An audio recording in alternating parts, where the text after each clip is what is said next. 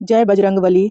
रोजाना सुंदरकांड सुनने मात्र से जीवन की सभी बाधाएं और परेशानियां दूर होती है। घर में सकारात्मक माहौल बनता है और नकारात्मक शक्तियां दूर होती है। मन शांत होता है, भय दूर होती है और इच्छा शक्ति प्रबल होती है। सभी मनोकामना पूरी होती है। शनि, राहु, केतु जैसे ग्रह दोष शांत होते हैं। बीमारियों और कर्ज से छुटकारा मिलता है। घर में धन, सुख और शांति आती है। सुंदरकांड पहला अध्याय। सुंदरकांड का आरंभ किष्किंधा के पास समुद्र तट से होता है। यहाँ बानर सेना एकत्र हैं। सभी बानर सीता माता की खोज में दक्षिण दिशा में गए हैं, लेकिन अब उनके पास सामने विशाल समुद्र है। कोई भी बानर यह समझ नहीं पा रहा कि इस अथाह समुद्र को कैसे पार किया जाए। बानर लोग चिंतित हैं। बानर सोच में पड़ जाते हैं। समुद्र बहुत चौड़ा है, लंका बहुत दूर है। कोई भी इतना सक्षम नहीं लग रहा है कि अकेले समुद्र पार कर सके। सबके मन में डर और संशय है। वे निराश होने लगते हैं। तभी जामवंत जी आगे आते हैं। वे सभी बानरों को संबोधित करते हुए कहते हैं कि हमारे बीच एक ऐसा वीर है जो अपनी शक्ति भूल गया है। वे हनुमान जी की ओर संकेत करते हैं और बताते हैं कि हनुमान जी जन्म से ही अत्यंत शक्तिशाली हैं। उन्होंने बचपन में सूर्य को फल समझकर निगल लिया था। देवताओं ने उन्हें वरदान दिए हैं। जामवंत जी हनुमान जी की को उनकी भूली हुई शक्ति याद दिलाते हैं। जामवंत जी की बातें सुनकर हनुमान जी की अपनी शक्ति का स्मरण होता है कि यह कार्य केवल वही कर सकते हैं। यह कार्य श्री राम के लिए है। सीता माता जी का खोज उनका धर्म है। उनके मन में भक्ति, साहस और आत्मविश्वास भर जाता है। हनुमान जी कहते हैं, मैं समुद्र पार कर लंका जाऊंगा, सीता माता का पता लगाऊंगा और श्री राम को शुभ समाचार दूंगा। वे यह भी कहते हैं कि यदि आवश्यकता पड़ी तो वे लंका को जला सकते हैं, रावण का सामना कर सकते हैं। यह उनका दृढ़ निश्चय दिखता है। समुद्र लांघने की तैयारी। हनुमान जी पर्वत समान विशाल रूप धारण करते हैं, पूंछ समेटते हैं, मन में जय श्री राम का नाम लेते हैं और समुद्र पार करने के लिए तैयार हो जाते हैं। इस अध्याय से हमें यह शिक्षा मिलती है, आत्मविश्वास सबसे बड़ी शक्ति है। भगवान के कार्य में किया गया प्रयास कभी व्यर्थ नहीं जाता है। सच्चा मार्गदर्शक हमें हमारी क्षमता पहचानने में मदद करता है। सुंदरकांड दूसरा अध्याय। पहले अध्याय में हनुमान जी को अपनी भूली हुई शक्तियों की याद दिलाई जाती है। अब दूसरे अध्याय में हनुमान जी माता सीता को खोज के लिए समुद्र पार करने का निश्चय करते हैं। यह अध्याय हनुमान जी के आत्मविश्वास, शक्ति, भक्ति और कर्तव्य भावना को दर्शाता है। समुद्र लांघने का संकल्प। हनुमान जी यह समझ जाते हैं कि माता सीता लंका में हैं। लंका तक पहुंचने के लिए 100 योजन लगभग 800 मील चौड़ा समुद्र पार करना होगा।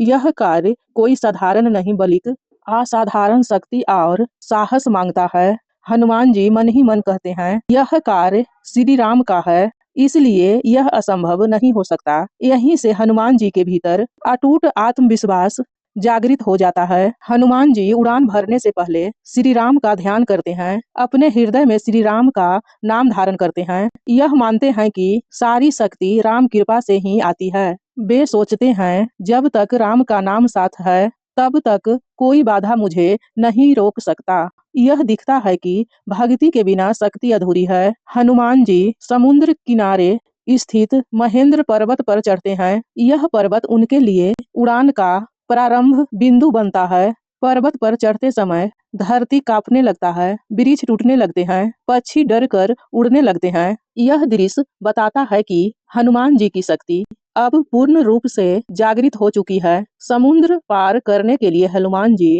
अपने शरीर को बहुत विशाल बना लेते हैं। ऐसा रूप धारण करते हैं जो आकाश को छूने लगे। उनका शरीर बर्ज जैसा कठोर, पर्वत के समान विशाल, तेज से चमकता हुआ। यह दर्शाता है कि जब उद्देश्य बड़ा हो तो प्रयास भी बड़ा होना चाहिए। हनुमान जी समुद्र की ओर देखते हैं और यह समझते हैं कि समुद्र बहुत विशाल है, लेकिन यह भी श्री राम की लीला का ही हिस्सा है। समुद्र उनकी परीक्षा लेने के लिए आगे आने वाली बाधाओं को अनुमति देता है। यह जीवन का संकेत है कि सफलता से पहले परीक्षा अवश्य आती है। अब हनुमान जी उड़ान की शुरुआत करते हैं। हनुमान जी पूरे वेग के साथ आकाश में छलांग लगाते हैं।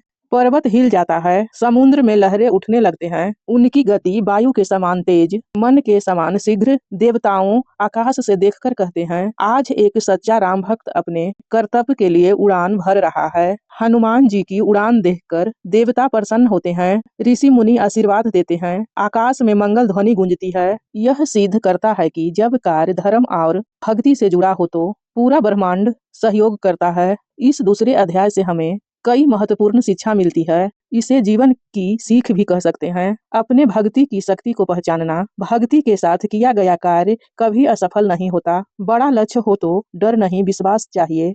कठिन रास्ता ही महान कार्य की पहचान है। सच्चा सेवक अपने स्वामी के लिए असंभव को संभव बना देता है। सुंदरकांड का दूसरा अध्याय हमें सिखाता है कि हनुमान जी केवल बलवान नहीं, बल्कि विनम्र भक्त और कर्तव्यनिष्ठ हैं। समुद्र लांघना केवल शारीरिक उड़ान नहीं, बल्कि आत्मविश्वास की उड़ान है। यह अध्याय मनुष्य को अपने डर, संदेह और कमजोरी से उठाकर ऊपर उठाने की प्रेरणा देता है।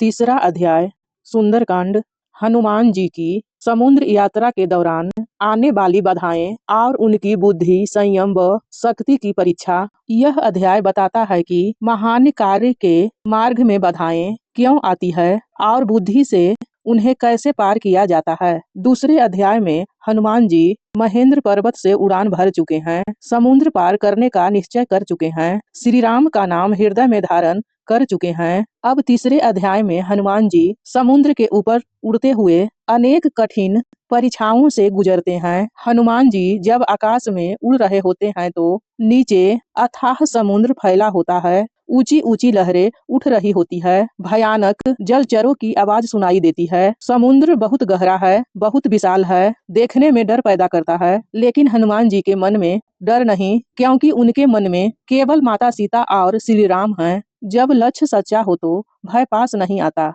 समुद्र देवता हनुमान जी की परीक्षा लेने के लिए मैनाक पर्वत को समुद्र से बाहर निकालते हैं। मैनाक पर्वत हनुमान जी से विनम्रता से कहता है, हे वीर हनुमान, आप थक गए होंगे, कृपा मेरे ऊपर कुछ देर विश्राम कर लीजिए। हनुमान जी बड़े आदर से कहते हैं, आपका धन्यवाद, लेकिन मेरा कार्य अधूरा है। जब तक माता सीता को नहीं खोज लेता, विनम्र नहीं रह सकता, विश्राम नहीं कर सकता। फिर भी सम्मान दिखाने के लिए वे पर्वत को स्पर्श करते हैं, आशीर्वाद देते हैं, आगे बढ़ जाते हैं। यहाँ पर हमें यह सीखने को मिलता है, सम्मान बनाए रखते हुए कर्तव्य को प्राथमिकता देना ही सच्चा धर्म है। देवता चाहते हैं कि हनुमान जी की बुद्धि और धैर्य की परीक्षा हो, इसलिए वे नाग माता सुरसा को भेजते हैं। सुरसा रास्ता रोककर कहती है, हे हनुमान, यह वरदान है कि जो मेरे मुख से नहीं गुजरेगा वह आगे नहीं जा सकता।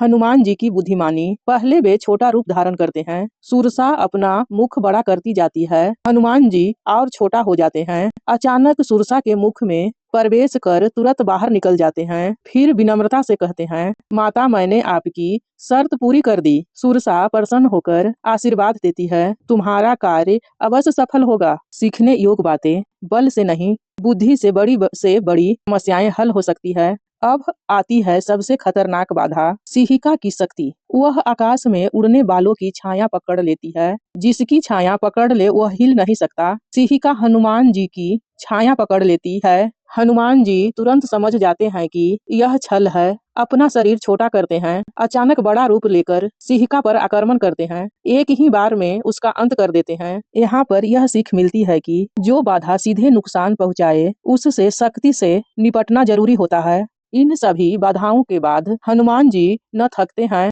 न रुकते हैं, न घमंड करते हैं। वे केवल यही सोचते हैं, मुझे माता सीता को ढूंढना है। उनकी गति और तेज हो जाती है। यहाँ सीखने को यह मिलती है, सच्चे सेवक को न प्रशंसा रोकती है, न बाधा। देवता यह देखकर अत्यंत प्रसन्न होते हैं कि हनुमान जी ने कहीं अहंकार नहीं किया, कहीं क्रोध नहीं किया, हर जगह विवेक और भक्ति दिखाई। देवता कहते हैं, हनुमान केवल बलवान नहीं, बल्कि बुद्धिमान और विनम्र भी है। यह अध्याय केवल कहानी नहीं, जीवन का मार्गदर्शक है, जीवन की बड़ी सीख है। अच्छे कार्य में परीक्षा अवश्य आती है। हर बाधा शत्रु नहीं होती। कुछ बाधाएं विनम्र के रूप में आती है, कुछ बाधाएं बुद्धि की परीक्षा लेती है, कुछ बाधाएं साहस की परीक्षा लेती है। हनुमान जी हर जगह सही निर्णय लेते हैं। सुंदरकांड का 3रा अध्याय हमें सिखाता है कि सफलता का मार्ग आसान नहीं होता, लेकिन भक्ति, बुद्धि, धैर्य से हर कठिनाई पार हो जाती है। हनुमान जी केवल शक्ति के प्रतीक नहीं, बल्कि आदर्श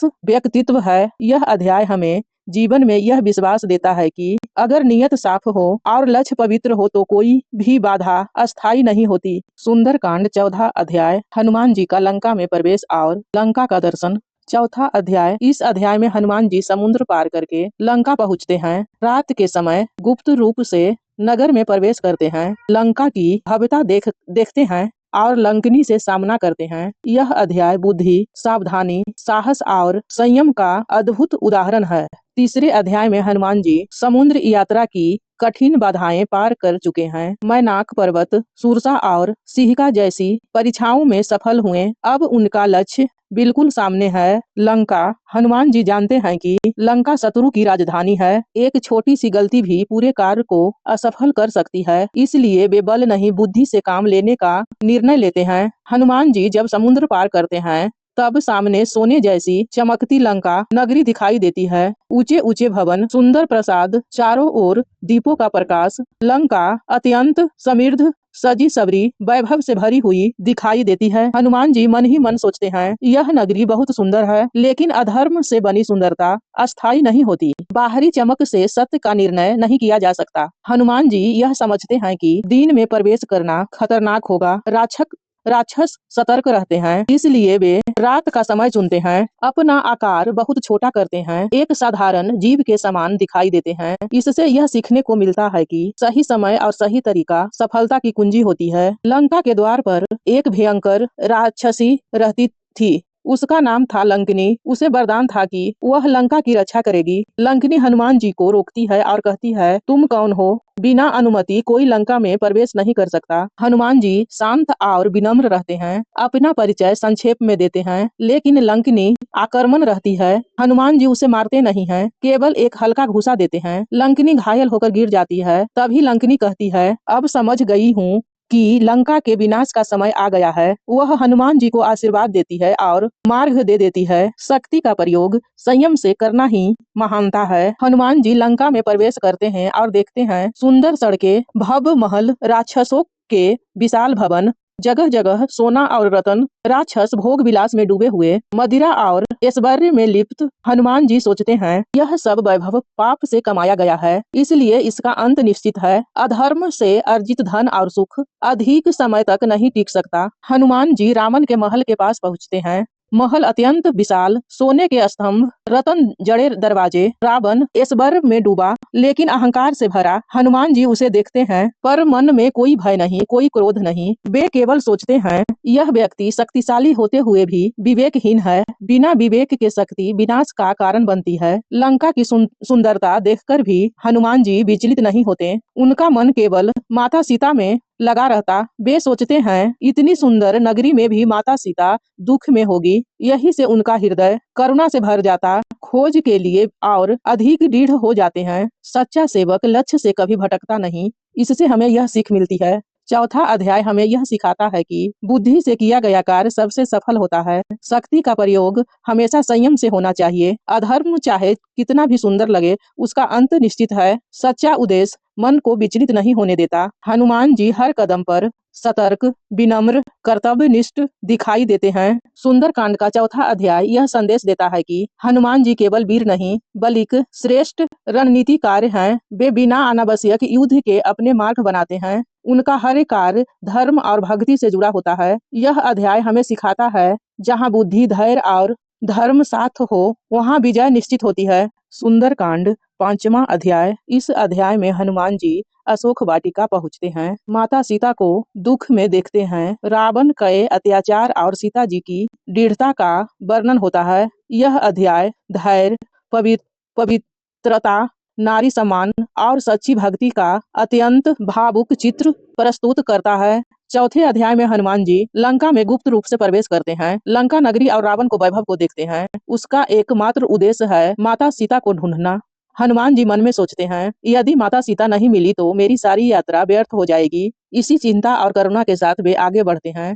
हनुमान जी लंका के भीतर एक अत्यंत सुंदर उद्यान में पहुंचते हैं, जिसे अशोक वाटिका कहा जाता है। अशोक वाटिका में हरे भरे वृक्ष, रंग बिरंगे फूल, आम, अशोक, चंपा और कदम के पेड़, मधुर पक्षियों का कलरव। यह स्थान देखने में स्वर्ग जैसा सुंदर, लेकिन भीतर से दुख और पीड़ा से भरा हुआ। हनुमान जी वृक्षों के बीच देखते हैं एक साधारण वस्त्र में बैठी हुई स्त्री, शरीर कमजोर, आंख में आंसू, चेहरा दुख से भरा। वह और कोई नहीं, माता सीता है। माता सीता भूमि पर बैठी है, बाल बिखरे हुए हैं, निरंतर राम का स्मरण कर रहे हैं, किसी से बात नहीं करते। हनुमान जी यह देखकर भावुक हो गए, उनके आंखों से आंसू आ जाती है। वे मन ही मन कहते हैं, यह वही देवी है जिनके लिए श्री राम ने सब कुछ त्याग दिया। सच्चा भक्त अपने आराध को दुख को अपना दुख समझता है। कुछ समय बाद रावण अशोक वाटिका में आता है। उसके साथ कई राक्षस और राक्षसियां होती है। रावण अपने अहंकार से चूर माता सीता को डराता है, विवाह का प्रस्ताव देता है। रावण कहता है, यदि तुम मेरी पत्नी बन जाओ तो तुम्हें सुख मिलेगा। माता सीता अत्यंत शांत लेकिन दृढ़ स्वर में रावण को स्पष्ट मना कर देती है। वे कहती है, मैं केवल श्री राम की पत्नी हूँ, तुम्हारा अंत निश्चित है। यह सुनकर रावण क्रोधित हो जाता है, राक्षसी को सीता को डराने का आदेश देता है। इससे यह सीख मिलता है, सच्ची नारी अपने धर्म और मर्यादा से कभी नहीं डिगती। रावण के जाने के बाद राक्षसियां माता सीता को चारों ओर से घेर लेती है। कोई डराती है, कोई अपमान करती है, कोई मृत्यु की धमकी देती है, लेकिन माता सीता शांत रहती है, श्री राम का नाम जपते रहती है, अपने मन को मजबूत रखती है। ईश्वर का नाम सबसे बड़ा सहारा है। हम सबको भी निरंतर अपने इष्ट का नाम लेते रहना चाहिए। राक्षसियों में एक राक्षसी थी त्रिजटा। वह सबसे अलग स्वभाव की थी। त्रिजटा कहती है, उसने स्वप्न में देखा है श्री राम लंका पर आक्रमण कर रहे हैं, रावण का विनाश हो रहा है, माता सीता सकुशल वापस जा रही है। यह सुनकर कुछ राक्षसियां शांत हो जाती है। माता सीता के मन में आशा की किरण जागती है। हनुमान जी वृक्ष पर छिपे हुए यह सब देखते हैं, बहुत भावुक हो जाते हैं, लेकिन स्वयं को नियंत्रित रखते हैं। वे सोचते हैं, यह सही समय नहीं है, मुझे सोच समझकर माता से मिलना होगा।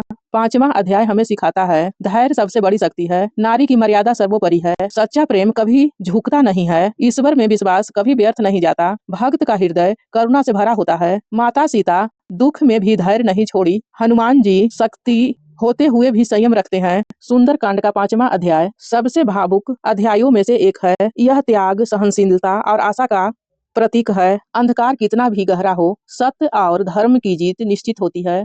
सुंदर कांड 6ठा अध्याय, हनुमान जी और माता सीता का संवाद। इस अध्याय में हनुमान जी पहली बार माता सीता से साक्षात संवाद करते हैं, उन्हें श्री राम का संदेश देते हैं, राम की अंगूठी दिखाते हैं और माता सीता को आशा, धैर्य और विश्वास प्रदान करते हैं। यह अध्याय भक्ति, विश्वास, करुणा और सच्चे सेवक के गुणों को दर्शाता है। 5वें अध्याय में हनुमान जी अशोक वाटिका में माता सीता को देख चुके हैं। माता सीता अत्यंत दुखी अवस्था में हैं, राक्षसी से घिरी हुई हैं। हनुमान जी जानते हैं, अचानक सामने जाने से माता डर जाती है, राक्षस समझकर संकट हो सकता है, इसलिए वे बहुत सोच समझकर और विनम्रता से बात शुरू करने का निर्णय लेते हैं। हनुमान जी अशोक वृक्ष पर छिपे रहते हैं, बहुत सुंदर और धीमी आवाज में श्री राम की कथा गाना शुरू करते हैं। वे कहते हैं, श्री राम अयोध्या के राजकुमार हैं, वे सत्य, धर्म और करुणा के प्रतीक हैं। वे माता सीता से अत्यंत प्रेम करते हैं, वे उन्हें खोजते हुए यहाँ तक पहुँचे हैं। यह सुनकर माता सीता चौंक जाती है, सोचने लगती है कि यह मधुर वाणी कौन बोल रहा है। मधुर वाणी मन के भय को दूर करती है। माता सीता के मन में विचार आता है, कहीं यह रावण का कोई छल तो नहीं, कहीं यह मुझे धोखा देने की योजना तो नहीं। वे मन ही मन कहती हैं, रावण अनेक रूप बदल सकता है, मुझे सावधान रहना चाहिए। यह दिखाता है कि माता सीता अत्यंत दुख में होते हुए भी विवेक और समझ नहीं खोती। विपत्ति में भी विवेक बनाए रखना आवश्यक है। माता सीता को भय को समझकर हनुमान जी अपना अत्यंत छोटा और विनम्र रूप धारण करते हैं। धीरे धीरे वृक्ष से नीचे आते हैं, हाथ जोड़कर खड़े हो जाते हैं। वे कहते हैं, माता मैं आपका सेवक हूँ, मैं श्री राम का दूत हूँ। यह दृश्य देखकर माता सीता आश्चर्यचकित हो जाती है, लेकिन अभी भी पूरी तरह विश्वास नहीं करती। हनुमान जी समझ जाते हैं कि केवल शब्दों से विश्वास नहीं होगा, इसलिए वे श्री राम की अंगूठी माता सीता को देते हैं। अंगूठी देखते ही माता सीता की आंखों से आंसू बहने लगते हैं। उनका हृदय भर जाता है। उन्हें तुरंत विश्वास हो जाता है। माता सीता कहती है, यह अंगूठी केवल मेरा स्वामी श्री राम की है। अब मुझे पूर्ण विश्वास हो गया। माता सीता हनुमान जी से अपने दुख की कथा कहती है, रावण के अत्याचार का वर्णन करती है, वनवास, अपहरण और पीड़ा को याद करती है। वे कहती हैं, मैं हर पल श्री राम का स्मरण करती हूँ, उन्हीं के सहारे जीवित हूँ। हनुमान जी बहुत व्यथित हो जाते हैं, आंखों में आंसू भर जाते हैं, लेकिन धैर्य रखते हैं। हनुमान जी माता सीता से कहते हैं, श्री राम सकुशल हैं, लक्ष्मण और रावण सेना उनके साथ हैं, वे शीघ्र ही लंका आएंगे, रावण का अंत निश्चित है। वे कहते हैं, माता आप धैर्य रखें, प्रभु श्री राम अवश्य आएंगे। यह सुनकर माता सीता के मन में आशा जागती है, उनका दुख कुछ कम होता है। माता सीता हनुमान जी को अपना चूड़ामणि देती है। यह श्री राम के लिए संदेश होता है। वे कहती हैं, इसे श्री राम को दे देना, इससे उन्हें पता चलेगा कि मैं जीवित हूँ। हनुमान जी श्रद्धा से उसे स्वीकार करते हैं, माता को प्रणाम करते हैं। हनुमान जी कहते हैं, माता यदि आज्ञा हो तो मैं अभी रावण का अंत कर दूं। माता सीता मना करती है, यह श्री राम का कार्य है, तुम केवल दूत हो। हनुमान जी बिना प्रश्न किए आज्ञा मान लेते हैं। इस अध्याय से हमें यह शिक्षा मिलती है, भक्ति में विनम्रता अनिवार्य है, विश्वास धीरे धीरे बनता है, धैर्य सबसे बड़ा धर्म है, सच्चा दूत अपनी मर्यादा नहीं भूलता, ईश्वर का संदेश जीवन बदल देता है। सुंदर कांड का 6वां अध्याय अत्यंत भावुक, करुणा से भरा, भक्ति और विश्वास का अद्भुत उदाहरण है। यह अध्याय हमें सिखाता है, जब ईश्वर का दूत जीवन में आता है तब निराशा भी आशा में बदल जाती है। सुंदर कांड का 7वां अध्याय हनुमान जी के जीवन का वह भाग है जहाँ वे केवल दूत नहीं बल्कि धर्म के लिए दंड देने वाले वीर के रूप में प्रकट होते हैं। 6ठे अध्याय में माता सीता से मिलकर हनुमान जी का मुख्य उद्देश्य पूरा हो चुका है। उन्होंने माता सीता को श्री राम के जीवित होने, उनके शीघ्र और आने और रावण के अंत क्या संदेश दे दिया था। माता सीता ने भी अपना चूड़ामणि देकर श्री राम तक संदेश पहुंचाने को कहा था। अब हनुमान जी के मन में यह स्पष्ट था कि लंका में रहते हुए वे केवल लौट ही नहीं सकते बल्कि रावण की शक्ति, अहंकार और सेना की स्थिति का अनुमान भी लेना आवश्यक है। इसी भावना के साथ वे अशोक वाटिका में ही रुकते हैं और आगे की लीला आरंभ करते हैं। माता सीता से विदा लेने के बाद हनुमान जी के मन में क्रोध नहीं बल्कि धर्म का तेज जागृत होता है। वे सोचते हैं कि जिस स्थान पर माता सीता को इतने कष्ट दिए, उसी स्थान से रावण को चेतावनी मिलनी चाहिए। अशोक वाटिका अत्यंत सुंदर उद्यान थी, जहाँ चारों ओर फलदार वृक्ष, पुष्प लगाए और सुगंधित फैली हुई थी। यह वाटिका रावण के ऐश्वर्य और सुख का प्रतीक था। हनुमान जी समझ जाते हैं कि अधर्म के सुख का नाश आवश्यक है, इसलिए वे अशोक वाटिका को विध्वंस करने का निर्णय लेते हैं। यह विध्वंस केवल क्रोध नहीं बल्कि अपने आने वाले युद्ध का संकेत था। हनुमान जी अपना विशाल रूप धारण करते हैं और एक एक करके वृक्षों को उखाड़ना शुरू करते हैं। वे आम, अशोक, कदम और अन्य विशाल वृक्षों को तोड़ देते हैं, सुंदर लताओं को नष्ट कर देते हैं और पूरे उपवन को तहस नहस कर देते हैं। जहाँ कभी फूलों की खुशबू थी, वहाँ अब भय और हलचल फैल जाती है। यह दृश्य देखकर लंका के राक्षस डर जाते हैं और यह समाचार रावण के सैनिकों तक पहुंच जाती है कि कोई अद्भुत वानर लंका में उत्पात मचा रहा है। इस प्रकार अशोक वाटिका का विध्वंस केवल भौतिक विनाश नहीं बल्कि रावण के अहंकार पर पहला प्रहार था। जब राक्षस सैनिक हनुमान जी को रोकने आते तो हनुमान जी बिना किसी भय के उनका सामना करते हैं, वृक्षों को ही अपना शस्त्र बना लेते हैं और राक्षसों को पराजित कर देते हैं। अनेक राक्षस घायल होकर भाग जाते हैं और अनेक वहीं पर धराशायी हो जाते हैं। हनुमान जी का यह रूप दर्शाता है कि धर्म के कार्य में आया हुआ बल कभी अन्याय नहीं करता। वे किसी निर्दोष को हानि नहीं पहुंचाते, केवल उन राक्षसों को दंड देते हैं जो अधर्म के मार्ग पर चल रहे थे। इस उपद्रव की सूचना जब रावण के पुत्र अक्षय कुमार को मिली है तो वह अत्यंत क्रोधित होकर हनुमान जी से युद्ध करने आता है। अक्षय कुमार शक्तिशाली, साहसी और अस्त्र शस्त्रों में निपुण था। वह समझता है कि एक वानर उसका क्या बिगाड़ सकता है, लेकिन हनुमान जी के सामने उसकी सारी शक्ति व्यर्थ हो जाती है। थोड़े ही समय में वे हनुमान जी अक्षय कुमार का अंत कर देते हैं। यह रावण के लिए बहुत बड़ा आघात था, क्योंकि उसका पुत्र मारा गया था। यह घटना बताती है कि अहंकार से भरी शक्ति धर्म के सामने टिक नहीं पाती। अक्षय कुमार के मारे जाने के बाद पूरी लंका में भय फैल जाता है। रावण को समझ आता है कि यह कोई साधारण जीवन नहीं है। हनुमान जी अब भी अशोक वाटिका में डटे रहें और पूरे आत्मविश्वास के साथ लंका की सेना को चुनौती देते हैं। वे मन ही मन श्री राम का स्मरण करते हैं और सोचते हैं कि यह सब राम काज है। इस पूरे अध्याय में हनुमान जी का चरित्र यह दर्शाता है कि वे केवल विनम्र भक्त ही नहीं बल्कि आवश्यकता पड़ने पर अत्यंत प्रचंड योद्धा भी हैं। इस अध्याय का गहरा अर्थ यह है कि जब कोई व्यक्ति धर्म के लिए खड़ा होता है तो उसे केवल सहनशील नहीं बल्कि अन्याय के विरुद्ध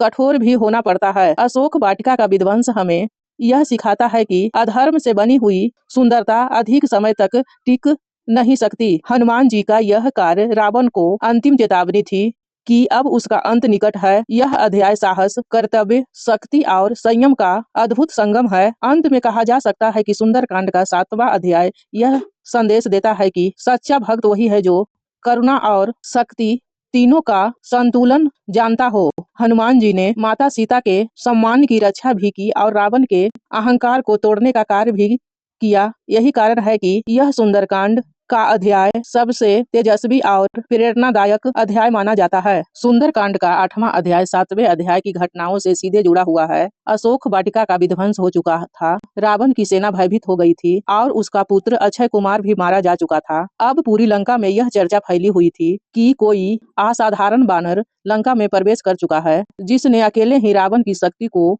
चुनौती दे दी है। हनुमान जी यह सब जानबूझकर कर रहे थे क्योंकि वे चाहते थे कि रावण स्वयं उन्हें देखे और श्री राम का संदेश सीधे सुने। इसलिए वे भागते नहीं हैं बल्कि वहीं रुककर रावण की अगली प्रतिक्रिया की प्रतीक्षा करते हैं। कुछ समय बाद रावण अपने दूसरे पुत्र मेघनाथ इंद्रजीत को भेजता है। मेघनाथ अत्यंत शक्तिशाली और मायावी योद्धा था। वह हनुमान जी से युद्ध करता है लेकिन हनुमान जी उसे भी परास्त कर देते हैं। अंत में मेघनाथ ब्रह्मास्त्र का प्रयोग करता है। हनुमान जी जानते हैं कि ब्रह्मा जी के अस्त्र का सामना करना आवश्यक है, इसलिए वे स्वयं इस अस्त्र के प्रभाव में बंध जाना स्वीकार करते हैं। वास्तव में हनुमान जी कोई बांध नहीं सकता था लेकिन उन्हें देव अस्त्र की मर्यादा रखने के लिए स्वयं को बांधा हुआ दिखाया। इससे यह स्पष्ट होता है कि हनुमान जी केवल बलवान ही नहीं बल्कि मर्यादा और धर्म को मानने वाले भी हैं। बंधे हुए हनुमान जी को राक्षस सैनिक रावण के दरबार में ले जाते हैं। लंका की सड़कों से जब हनुमान जी को ले जाया जाता है तो राक्षस उन्हें अपमानित करने का प्रयास करते हैं, लेकिन हनुमान जी के चेहरे पर न भय था न क्रोध। उनके मन में केवल श्री राम का स्मरण होता है। वे जानते थे कि यह अपमान नहीं बल्कि राम कार्य की एक और सीढ़ी है। जब वे रावण के दरवाजे में पहुंचे हैं तो चारों ओर राक्षस मंत्री और सेनापति बैठे होते हैं। बीच में रावण अपने सिंहासन पर अहंकार से भरा बैठा होता है। रावण हनुमान जी से पूछता है कि वे कौन है और किस उद्देश्य से लंका आए हैं। हनुमान जी अत्यंत शांत और निर्भय होकर उत्तर देते हैं कि वे श्री राम के दूत हैं और माता सीता का समाचार लेने आए थे। वे रावण को समझाते हैं कि उसने माता सीता का अपहरण करके बहुत बड़ा पाप किया है और यदि वह अभी भी श्री राम के शरण में आ जाए तो उसका कल्याण हो सकता है। हनुमान जी का यह वचन सुनकर रावण अत्यंत क्रोधित हो जाता है क्योंकि उसे कोई भी समझाने का साहस नहीं करता था। रावण क्रोध में आकर हनुमान जी को दंड देने का आदेश देता है। विभीषण जो रावण का भाई और धर्मात्मा था वह बीच में आकर कहता है कि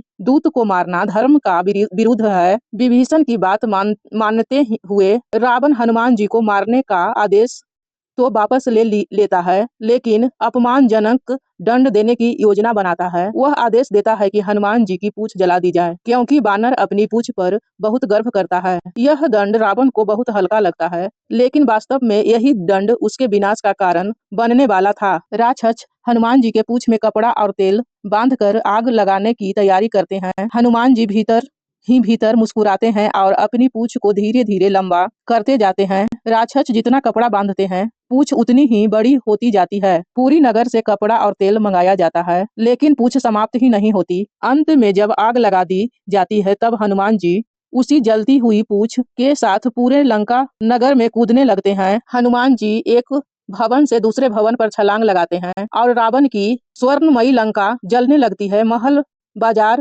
अस्तबल और कई भवन आग की चपेट में आ जाते हैं। चारों ओर अफरा तफरी मच जाती है। राक्षस भयभीत होकर इधर उधर भागते हैं। इस पूरे समय हनुमान जी का ध्यान इस बात पर रहता है कि अशोक वाटिका और माता सीता को कोई हानि न पहुंचे। यह दर्शाता है कि वे क्रोध में भी विवेक नहीं खोते। लंका जलने के बाद हनुमान जी समुद्र में जाकर अपनी पूंछ की आग शांत करते हैं। फिर वे ऊंचे स्थान पर बैठकर शांत मन से विचार करते हैं कि क्या इनका कार्य सफल हुआ। वे श्री राम का स्मरण करते हैं और माता सीता की कुशलता के लिए प्रार्थना करते हैं। उन्हें संतोष होता है कि उन्होंने रावण के अहंकार को तोड़ा और श्री राम के आने से पहले ही लंका को उसकी शक्ति का आभास करा दिया। इस 8वें अध्याय का गहरा संदेश यह है कि अहंकार अपने ही हाथों से अपना विनाश बुलाता है। रावण ने हनुमान जी को अपमानित करने का प्रयास किया, लेकिन वही अपमान उसकी लंका के जलाने का कारण बन गया। हनुमान जी का चरित्र यह सिखाता है कि सच्चा भक्त परिस्थिति चाहे जैसी हो, धैर्य, बुद्धि और धर्म का साथ नहीं छोड़ता। अंत में कहा जा सकता है कि सुंदर कांड का 8वां अध्याय